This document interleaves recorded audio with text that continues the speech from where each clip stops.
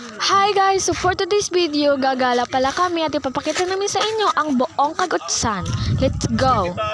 At ayan, lumalakad na pala kami. Oo guys, nandito na po kami. At yung nagbibideo pala ay si Natalie. At ayan na nga guys. At ayan. At ako na nga ang video. Ayan pala guys, mukhang gagabi na. Pinapagod na kami ngayon. Kasi mga 5 pa kami nagsimula eh. Parang gumagabi na. Pagtingin pala namin, gabi na talaga siya. My God, hindi na talaga guys nakikita.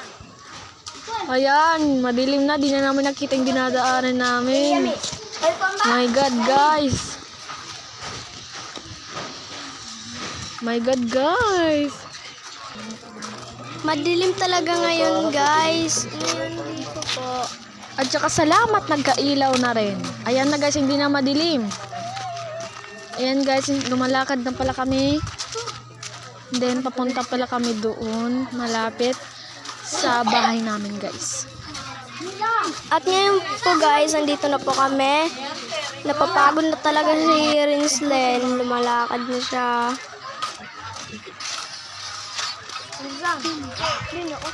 At ayan guys, ang iingay talaga nila guys, pero pinapabayaan na lang namin, di na lang kami nag-aano. Kasi kapag ano yun namin, yan guys, tumatakbo kami. At nagsasabi sila, na vlogger, nagbo-vlog din naman kami. Yan guys, andito na kami sa malapit ng simbahan.